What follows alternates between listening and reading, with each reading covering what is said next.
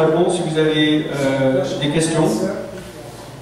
C'était pour envoyer quelqu'un que tu aies vu cette personne-là dans ta vie. Ouais. C'est-tu de la sorcellerie? C'est-tu une diable? Oui, c'est ce qu'on appelle, c'est soit de la magie rose ou de la magie rouge. Vu qu'il y a la magie blanche, rouge, verte, bleue, rose et noire, qu'il y a des gens qui sont un peu spécialisés aussi, des marabouts, qui s'occupent des rapports humains et surtout affectifs ou amoureux, de personnes qui disent je veux cette personne, je veux qu'elle tombe amoureuse de moi, ou bien pour venger parce qu'elle l'a quitté, donc dire je veux plus que cette personne, plus personne ne s'intéresse à elle ou qu'elle n'ait plus d'enfants. Donc ce genre de type de sort, c'est ce qu'on appelle la magie rose ou rouge. Et ils envoient souvent des maris de nuit, c'est-à-dire des esprits qui viennent la nuit pour différentes raisons que je n'ai pas le temps de développer, mais vous pouvez voir sur mon site, j'en ai parlé ici. Il y a une autre question? Oui. L'acupuncture. Bon, l'acupuncture, donc c'est comme des petites aiguilles qu'on met. Il y a des choses, c'est délicat de savoir la frontière entre des choses occultes ou pas. Et puis le diable il profite aussi de l'ignorance, des fois quand on peut rejeter des choses. Parce que c'est sûr que si je me mets une aiguille là, par exemple maintenant, c'est pas de l'occultisme. Et on sait qu'il peut y avoir des liens spirituels avec l'acupuncture. Pourquoi? Parce que l'endroit où ils mettent les piqûres, c'est pas simplement des endroits physiologiques. D'accord? Ils vont dire oui, ce nerf est relié à ce nerf qui a une conséquence, donc ça va calmer le mal, parce que ici il y a un nerf qui va dans le foie. Si vous avez mal de foie et qu'on stimule, soit avec une aiguille ou la réflexologie ou peu importe, ça va agir. Donc il y a comme une explication rationnelle, mais il faut savoir et comprendre qu'ils font ça aussi par rapport à des méridiens, c'est-à-dire à un être spirituel qui a des liens. Où l'esprit humain a un lien avec les organes internes. Et cette philosophie ne vient pas de l'Esprit de Dieu. Donc il faut être très prudent, surtout que maintenant que beaucoup de ces pratiques sont des fois remboursées même par l'État, ou c'est un médecin généraliste qui vous envoie. Parce que moi je connais des personnes, même elles étaient simplement chez un coiffeur. Puis à la fin, il dit, moi je fais juste des petits massages pour détendre le cuir. Et c'était un chrétien, le cuir chevelu. Et elle a dit, quand elle a fait ça, elle a senti une puissance rentrer en elle et elle avait des angoisses. Parce que cette personne profitait de sa position pour injecter, faire des choses spirituelles. Alors que faire ça, c'est pas spirituel, c'est pas mauvais. Donc il faut avoir le discernement, vraiment de savoir, de sentir des choses. Ouais. J'ai une autre question, c'est assez touché. Il y a des églises qui courent après les manifestations. Oui. Je ne sais pas, mais moi je pense ça, là. Est-ce qu'il peut y avoir comme des personnes qui vont dans les églises évangéliques, mais qui pratiquent comme une sorte de sorcellerie, tu sais, qui sont comme dominent un petit peu la congrégation? Parce, en tout cas, moi je ne peux pas mettre. C'est possible, mais bon, il faut avoir le discernement. Le problème, c'est qu'il y a des personnes qui n'ont pas de discernement et qui ont une tendance à voir toutes les choses en blanc ou noir parce qu'ils ne connaissent pas. Ils vont dire oh, s'il se passe ça, oh, ça vient du diable. Hein? Et il faut avoir vraiment le discernement parce que je crois que le diable, c'est un imitateur qui essaie de semer le trouble et la confusion et essaye de faire des choses semblables. Et il y a des personnes, par faute de connaissance, par exemple, ils vont dire, on fait la délivrance, d'accord? Il y a une église qui va faire la délivrance, c'est-à-dire qui chasse des démons au nom de Jésus.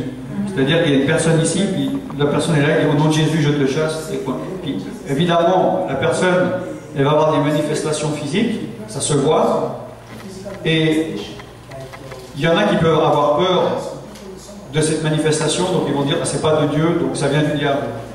Ils vont comme par des shortcuts, des raccourcis.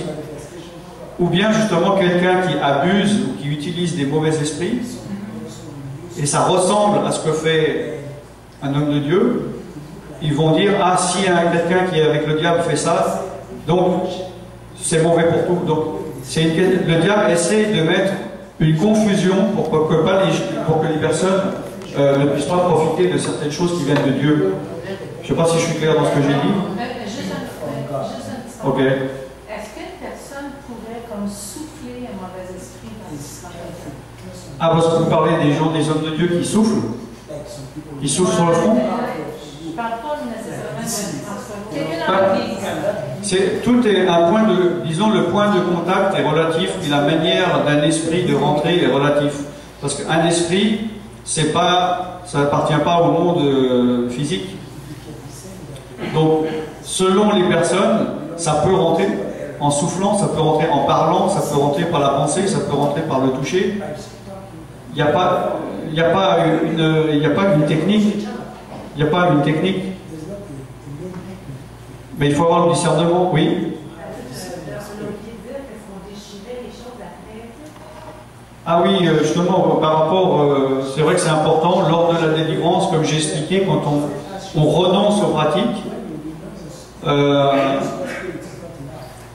il faut détruire les choses que l'on peut avoir chez soi, qui peut être un point de contact, un lien, comme des livres, comme des objets, comme des bracelets, comme des grille-peines, pour voir le processus de renoncement, et de renoncement aussi aux choses, non seulement verbales, et puis d'arrêter de faire des choses, mais de détruire des choses, même s'ils ont de la valeur. Hein, comme il est dit dans la Bible, il y avait plusieurs personnes qui avaient fait des arts magiques, avaient fait un grand feu, avaient tout brûlé. Il y avait une grande, pour une grande somme d'argent, et il est dit, c'est ainsi que l'Église croissait. Hein. Donc, et on ne peut pas rester avec des objets ou certaines personnes qui vont dire « Ah, cet objet avant, il m'a porté bonheur, j'ai peur qu'il m'arrive quelque chose de mal, donc je suis chrétien, mais je garde quand même. » Il s'empêche lui-même de recevoir la pleine bénédiction de Dieu par cause de peur. On va passer à une dernière question.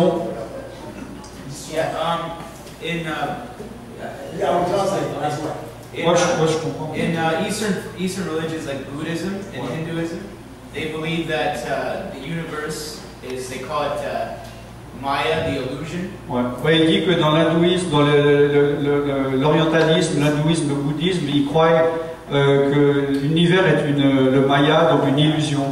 And there was a French scientist, he called himself, his name was Calbo. Calbo, je connais pas. Il y a un scientifique français.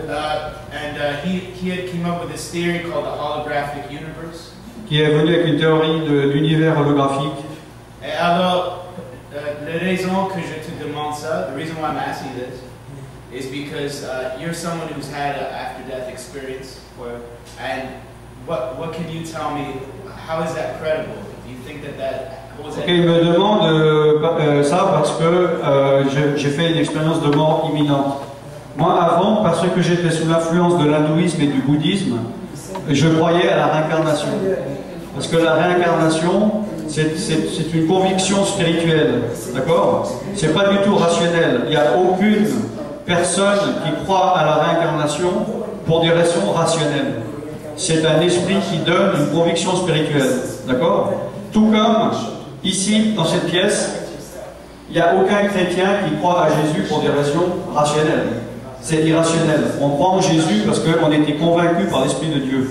C'est lui qui convainc de péché, de justice et de jugement, d'accord? Et quand on est dans un endroit où il y a l'Esprit de Dieu, qu'on entend la parole de Dieu, on reçoit des convictions et on reçoit des révélations. Et il y a un nombre incalculable de personnes qui sont rentrées dans des croyances simplement en étant présents dans des conférences de yoga ou d'orientalisme. Il y a une personne, elle m'a dit, elle était dans une réunion, je crois même pour extraterrestres, qui n'avait absolument rien à faire avec la réincarnation. Et 2 heures après, elle est sortie avec la conviction de la réincarnation. Puis après, pendant des années, elle avait cette... Donc c'est quelque chose de spirituel, c'est de l'aveuglement spirituel. C'est pour ça que ce n'est pas avec la raison qu'on peut convaincre quelqu'un d'arrêter de croire à ça ou de croire en Jésus, mais c'est quelque chose de spirituel. Et donc, pour savoir la vérité de l'erreur, dans des religions mystiques, hein, ou bien justement une philosophie, quelqu'un qui dit une philosophie, puis on va se dire, est-ce que c'est vrai, est-ce que c'est pas vrai? Il faut se confier en l'Esprit de Dieu. Parce que Jésus a dit justement qu'il nous enverrait l'Esprit de Dieu, l'Esprit de vérité qu'on a maintenant en nous, et il a dit, cet Esprit vous conduira dans toute la vérité. C'est-à-dire qu'il nous montrera l'erreur de la vérité.